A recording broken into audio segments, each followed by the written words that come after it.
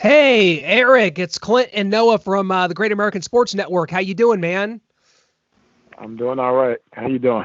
Hey, we're doing great given the circumstances. Thanks so much for joining us, man. We're just looking for a little opportunity to talk some football. You know what? There's so much uncertainty, and I know that '05 Texas and USC was just on the Rose Bowl. So, hey, we got some good viewing to go back to at least, right? Right, for sure. That was great. I mean, to watch it on TV it felt weird, and I was getting upset, like I was at the game at a live game, knowing the outcome of the game. It was crazy for me. Was that your proudest moment as a Texas alum, as someone that's so entrenched in the University of Texas? Was that your proudest moment? Oh, it definitely was. I mean, you know, I had played on some teams, and I think I won 24 games in my 4 years while I was there. It was tough, and then to all these teams that I thought had a chance after me come through and possibly win a national championship was kind of heartbreaking. Then for Vince and that '05 team to finally finish it off, it was wonderful for me, and I'm sure a lot of former players and all the alumni. Well, talk a little bit about your Texas career. I mean, I so many great running backs coming from Texas. You think about Earl Campbell, gosh, Jamal Charles, who we had here in Kansas City, Selvin Young, Ricky Williams. I feel like you're kind of one of those unheralded names of all you've done there. And like you said, maybe it was because Texas was not at the height. But just talk to us about your college career at Texas, kind of what it was like for you. You came in and had to change coaches. You wind up with David McWilliams your last few years. Just kind of take us through your career there at Texas. I had a great time, but I mean, of course, when you're playing a team sport, you want to win a lot of games. And during my career there, like I said, I think we only won 24 games, so that was disappointing in that respect. But I would never change any of that. I would always go back to Texas if I had to do it all over again. Just being there and being considered the guy on campus was fun, because I knew when I stepped on the field that people appreciated what I was doing out there. And there's so many running backs that even came before me. Of course, the Roosevelt Leaks, Earl Campbell's, and guys before me. And then there's been so many who have played on the 40 acres that after me, and Heisman's and Doak Walker Award winners and such that. And like you said, we didn't win many games. We weren't in the heights, so people don't really talk about me. That's because college changes. The new people come in at different times, and then the new group of students come in, and that's who they know. And if you're not winning, it's hard to latch on to that team. But people during my era, during the time I was there, really appreciate what I did as a player, and I always talk about it still, because, like I said, even though we didn't win many games, I think people appreciated my performance on each and every Saturday. Well, Eric, you were drafted by the Browns in 1989, 13th overall. I mean, talk to us about that draft, what you were hearing and the process and how that all played out. I mean, that was one of the all-time best drafts with yourself, Aikman, Derek Thomas, Dion, Barry Sanders, Atwater, Bad Moon Rising, so many great names. Yeah, it was a great class. And like I said, I always say we're the greatest draft class ever, but everyone wants to refer to the 83. That's what all the quarterbacks in the class. But I think our class it was pretty strong. We had a lot of good players. And so going into that draft, I never knew how it was really going to play out. I thought personally that I would go somewhere early 20s, maybe late teens, early 20s. And just it was just weird, because there were so many good players, and you never really know what each team really needs. You're just a player, and you listen to your agent talk about, well, I think this team's going to get you. But going into the draft, a couple of days before the draft, Michael Lombardi came down to Austin, and he was with the Browns at the time. He came down to Austin and tried to get me to do some running tests, and I was like, and I wouldn't do it for him. And he was like, we're thinking about drafting you. I'm like, I'm not doing it. And so, and my whole thinking was, if I didn't go out there and perform on these running tests, these drills, like they thought I should, then my stock is diminished. Whereas right now, you know what you're seeing on film, you know what you saw in the combine, and we're thinking about it, let's go with that, not mess that up. And so I never knew what was really going to go. I thought I was going to be. In my mind, I wanted to play for the Rams because I wanted to be in LA, and I had some friends on that team and everything, so I wanted to be out there. But I never really knew how it was going to go until draft day, and I don't know what hit me. I was watching the draft with my family, and when it got to the 13th pick, and the Browns, and actually Denver traded the pick right to the Browns.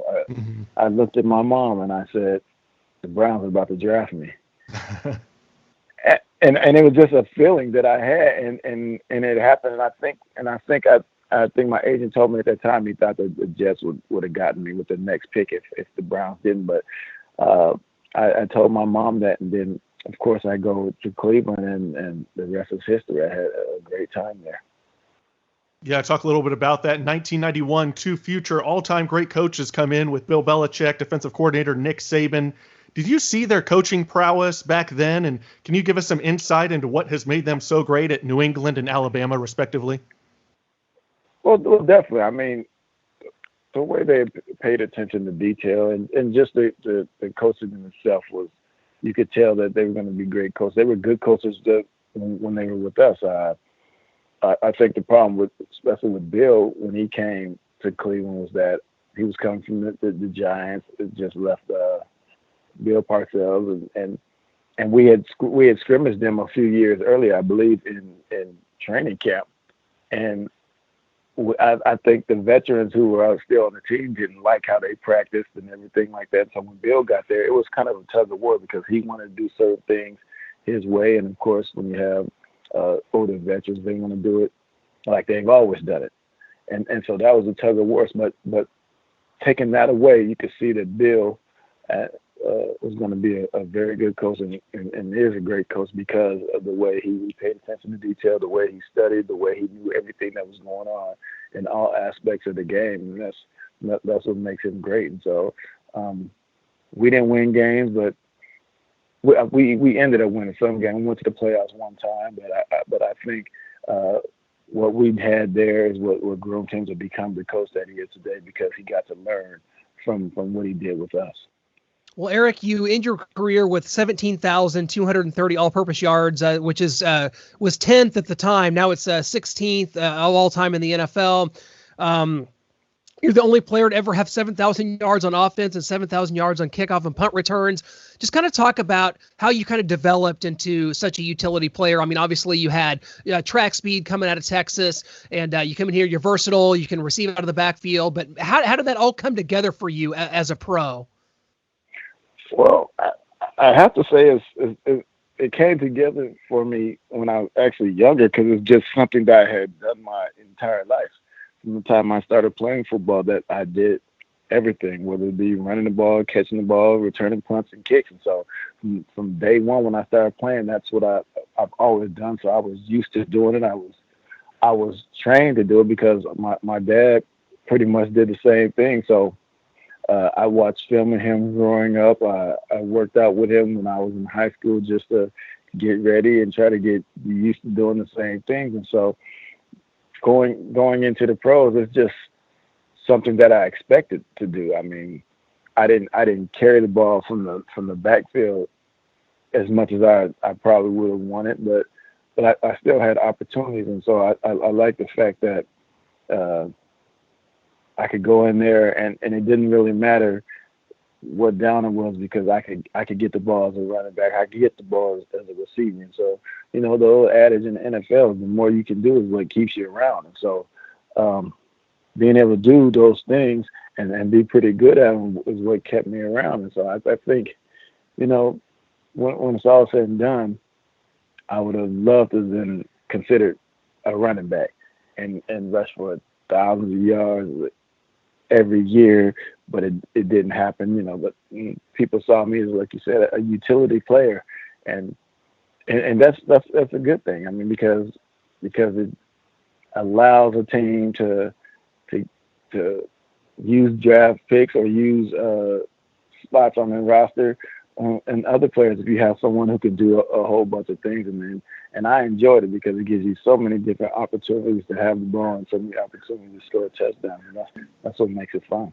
Well, absolutely. There's been so many players kind of since you that have kind of worked in that model. Is there anyone that's ever stood out that kind of reminds you of them? I mean, you've got guys like Dante Hall. We've seen like Darren Sproles, Devin Hester. There's so many players that have kind of come since you. Is there anyone that you've seen that kind of reminds me of your game at all since then? You know, I don't really get into people reminding me of my game, but there are a few players who play today who I admire what they do, because I feel like if I played in today's game, I would be used like them, and that's like Christian McCaffrey, Alvin Kamara, Dalvin Cook, you know, those guys who don't really ever come off the field because they run the ball and they catch the ball and they're able to split out as well. And so I don't say, okay, that guy reminds me of myself. I just like that's what they have in their game, that they're able to do that. And so that's why I admire it most, and I admire it, the fact that these coaches have become more innovative and are using guys with this skill set like this. Instead of making it you have a first down running back, you have a guy who comes in third down, you have a short yardage guy, and it makes it difficult for the guy, a defense to defend when you have one player who can do all those things. And so I appreciate these coaches have changed and adapted and giving guys like myself and smaller guys who do a lot of things opportunity. Yeah, Eric, you mentioned how you wanted to be a running back, and that's kind of what your focus was. And you had some great years in Cleveland, but your best year, at least in yards from scrimmage, came in 1995, where you caught 104 balls over 1,100 yards. Did you like how June Jones deployed you differently when you got to Atlanta? Well, I did once I got there, but when I got traded there, and June told me his plan to use me in the slot, I didn't feel good about it. I mean, because I had never been a full-time receiver, whether it be in the slot or split out, and so not even at any level. And so I didn't think it was going to work out. And even through mini camps and training camps and all that, I was like, oh, I don't know how this is going to go. But once the season started, things just started clicking, and it was working out.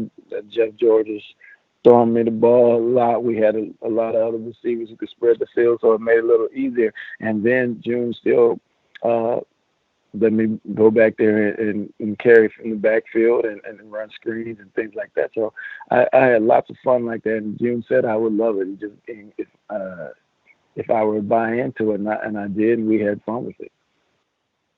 Well, Eric, I don't know. We're kind of having fun. You know, these days there's not a lot of football on. We're just kind of looking to free agency and the draft and kind of just looking around the league at things. We saw the Tampa Bay Buccaneers unveiled some new uniforms. I don't know if you've seen the new Falcons uniforms and what grade you would give those if you haven't seen them yet. I'm not going to give them a grade, but when I look at them, I think of the Mean Machine. That's great. I hadn't thought of that. Wow, that's good. And then I think of the Mean Machine, and so I mean, there are a couple combinations that I liked. I like the all white for sure. I like the black without the ATL. Yeah, the ATL. That's what I didn't like either. The ATL was a little much. It's like I don't get what that's going. I mean, I liked your guys' era. I mean, obviously in the 70s, it was the same design, just with red as the prominent color. But I liked that classic 90s look that when you were there from 95 and 96. But yeah, I'd say between the Bucks and the Falcons, the Bucks win so far on the uniform redesign. And I'm hoping the Browns win next week. Because I'm looking forward to these jerseys. I don't want anything looking all crazy. I want something kind of retro, but clean. It's tough. The Browns, of course. I mean, from day one, they Paul Brown goes to Cincinnati, kind of tries to model the uniforms after the Browns. They go in different directions, but the Brown, you got that brown and then orange. It's a little tough. It's a tough combo. I mean, I don't like what they've done lately, like in the Johnny Manziel era. It's tough, but Cleveland needs something that they can kind of stick with and be consistent with for sure. And that's why I think it needs to go back to something. It doesn't have to be exactly like what we wore, but something similar, because that's what the Browns have always worn. I was on Twitter with someone yesterday, and they were showing a mock helmet of what they thought it should be like, and I was like, it's got to have the stripes. They didn't have the stripes on it. It's got to have this. It has to have the stripes. That's what Cleveland football is about. You don't have anything else on the helmet. It's got to have the stripes. And so, so many people are looking forward to this. They act like they're not, especially Cleveland fans. They act like they're not, but it's something that's because the team, the organization is so traditional and iconic. It needs to look something like the past, in my opinion. Yeah, modern flair, but still stick with that tradition. I think that's what they need to go for, and hopefully that's what is unveiled here soon. But Eric, you talked about Belichick coming in. He had his own way of doing things, and some of the veterans didn't really like that. They had their own way of doing things after all these years in the league. And I kind of want to take you, I think you experienced that again in 2001 when you joined Washington, and it's well known that Darrell Green and Bruce Smith had their way of doing things and didn't buy into what Marty Schottenheimer was selling. You guys started off 0-5, but turned around. You finish out 8-3 the rest of that season. And like I said, Marty had his own way of doing things, but he had a proven track record. So what do you remember about that year in playing for Marty Schottenheimer? Well, first of all, the Owen whatever, I wasn't a part of that, because I was sitting at home minding my own business,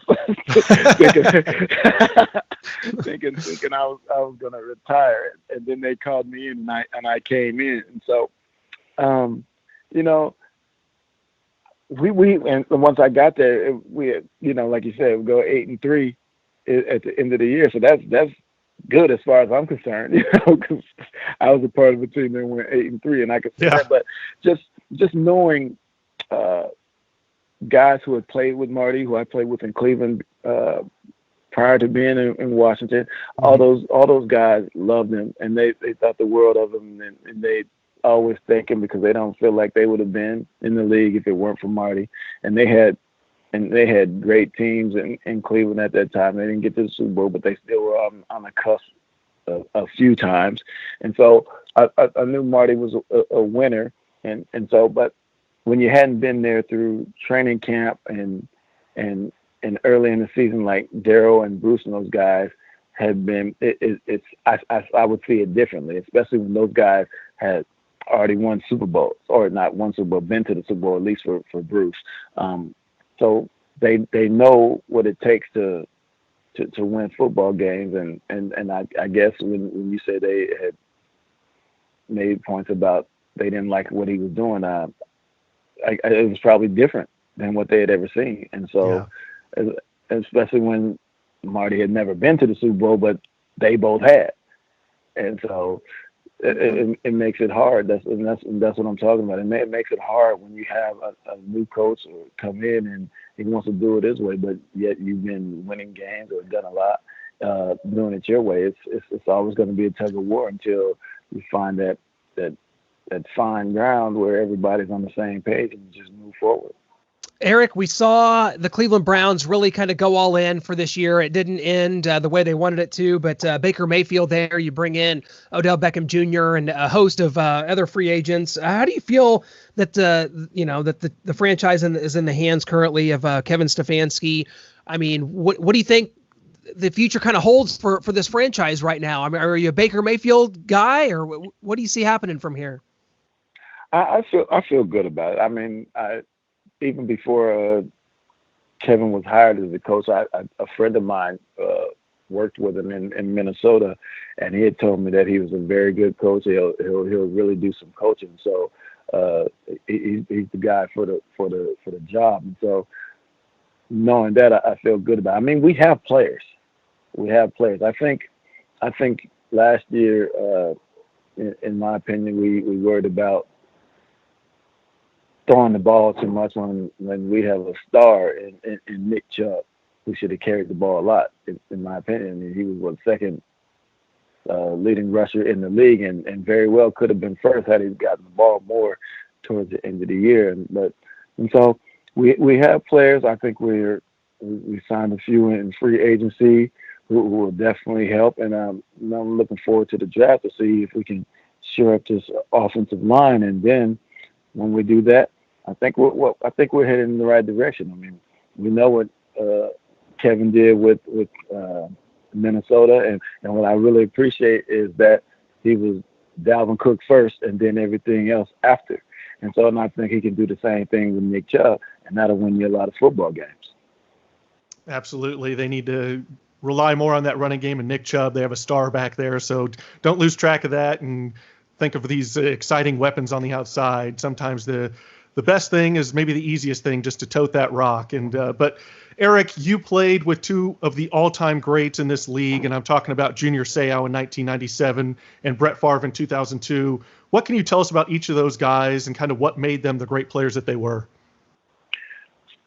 Well, Junior, I played with him an entire year. So Junior was just a worker bee, and he wanted to be the best at what he did. And I appreciate the fact that he went out there, and no matter what he was doing, it was all out, full speed, every play. And that's what I think. That's what I think made him great. It's just his motor, even in practice, even off the field, he was a cool guy. But you get on that field, his motor was moving 150 miles an hour, and you could always tell that he was in there to be great at it, and he certainly was. And then when I went to the Packers, I was only there for 2 games, but you knew it was the Brett Favre show. I had watched him play for years. I had competed against him, and the fact that I went to one of the first offensive meetings, I was in there, and Brett wasn't even sitting in there for half of it.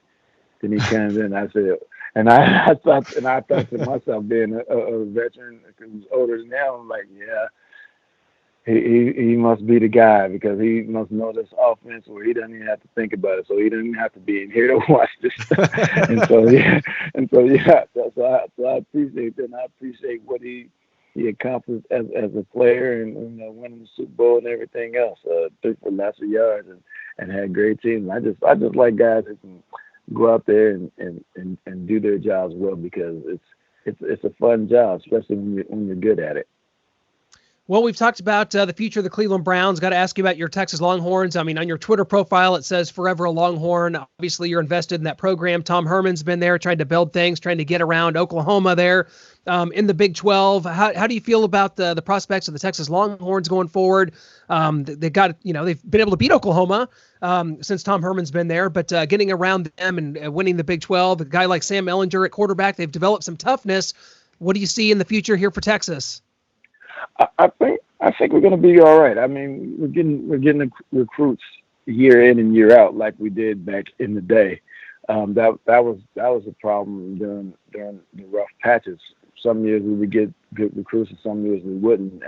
And now I think we're on a steady diet of getting good recruits. And so, we got new coordinators who've done well where they were, and so I think.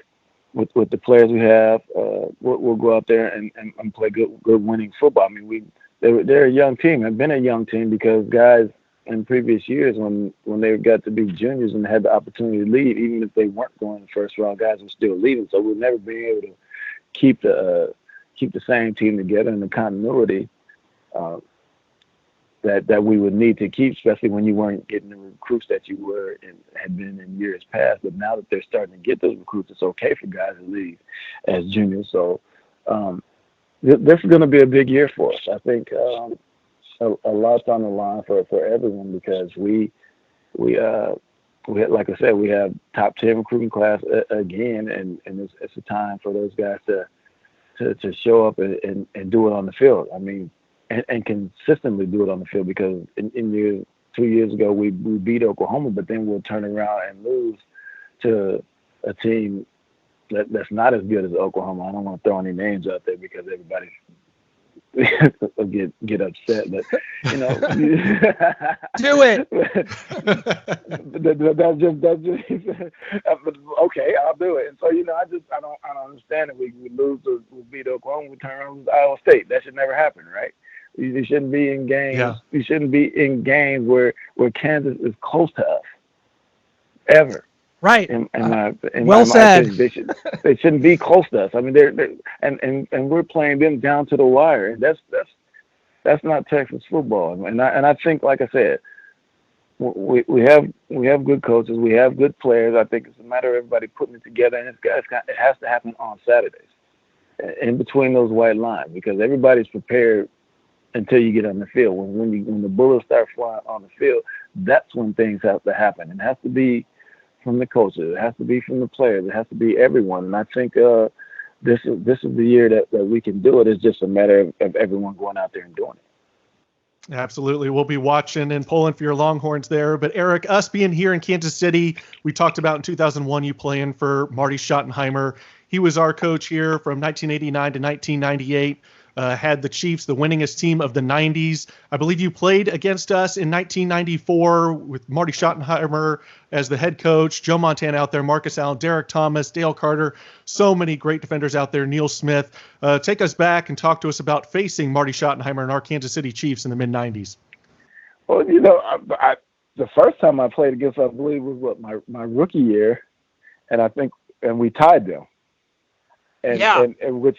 Yeah, in '89, that's the first time I played against Marty, and it was in Cleveland, and it was a cold game, and we tied them. I remember scoring a touchdown, but it was for all my teammates who were there in previous years. It was weird for those guys because they had Reggie Langhorne and Bernie's and those guys. They had played for Marty and those guys, and they loved him. And then all of a sudden, he's on the other side, which it really, at that time, it didn't really mean that much to me, but just talking to those guys and the admiration and respect that they had for Marty, I can understand why it'd be tough when he's standing on the other sideline, when he's always been on your sideline fighting with you. No question about it. It was definitely some glory days, but some glory days have returned here to Kansas City. The Chiefs win Super Bowl 54. Just talk to us about what you see out of this current Chiefs team, this offense led by Patrick Mahomes, a guy like Tyreek Hill that, kind of reminds me a little bit of you, Eric. I mean, a guy that came in as a running back, switched to receiver. He's become a number one receiver in this league, but also a tremendous punt returner. Just talk about the Chiefs and what it's going to take for teams like the Browns or anyone else in the AFC to catch this team, this Chiefs team that's won Super Bowl 54. Run the ball like the 49ers should have. That only lasted for 53 minutes, Eric. That only lasted 53 minutes. We had 7 left. Right. If they keep running the ball, it could be over. Right. but they didn't. I mean, it's because it's hard to slow that offense down with what they're doing. I mean, you got MVP, you got Super Bowl MVP over there. You got. I was talking about this just during this past season, that when people were talking about the Browns and all the people, the weapons that they have, I said, but you got to know how to use them. Now, Andy Reid and those guys, they know how to use those guys because they have a skill position guy who's gone to the Pro Bowl in every spot, and that's hard to do unless you're really using these guys. And so that's what's going to be hard for anybody to get past that, is just keeping that offense off the field, because it's tough. And what makes it unfortunate is that you got your superstar quarterback and your superstar receiver, and those guys are both on the Big 12, right? And they didn't go to Texas. That's true. That's right. Two Big 12 guys winning Super Bowls and then not Texas. And that's kind of frustrating to me. Well, how about this stat for you? Patrick Mahomes is the first quarterback in the history of the Super Bowls to win a Super Bowl from a Texas university. I would have never known that. There is from any Texas university that is beyond unbelievable when you think about it. But Texas ran a lot of option and veer and wing T in the 70s. I mean, it kind of makes sense if you think about it. But I mean, A&M or Baylor, none of these schools over time. Rice, Houston. I mean, think about Houston. They had Heisman Trophy winners. They had Andre Ware and all these people, and Patrick Mahomes is the first one. So crazy stuff, crazy times. And he's great at what he does. I mean, I don't know if I saw it turn out like it has turned out, but he's great, and you got to commend him on what they've accomplished with, like I said, Eric Metcalf calling the plays, and those guys doing their thing. And so they're going to be a tough team from here to come, because I mean, they have most everybody signed, right? From who started last year, and so they have their core in place now. So now other teams are going to have to step up and just go in there and beat them. Well, Eric, I tell you what. Yeah, it absolutely. And that's just hoping that we get back to football. We got to get back to some sort of semblance of normalcy at some point. Cause I don't know about you, but we're just kind of cooped up here. We're used to traveling, going to concerts, going to covering football games, man. This is tough. Have you been holding up okay? Have you been finding some new shows to watch or anything? You can only watch so much TV. I know. I just get tired of sitting in front of the TV, and so like right now I'm just sitting on my porch, smoke cigars and hang out because there's nothing else to do. Nice. Well, stay safe and stay healthy out there, man. We can't thank you enough. Your career and here in Kansas City, we followed you so closely. I remember always saying, man, I wish we could get Eric Metcalf on the Chiefs. We needed a versatile, fast player like you. And man, 10 career punt returns for touchdowns, second in NFL history, 12 career punt in kicks, third in NFL history. You've had a legendary career, Eric. We can't thank you enough for doing this with us, man. Thank you so much. I appreciate you guys.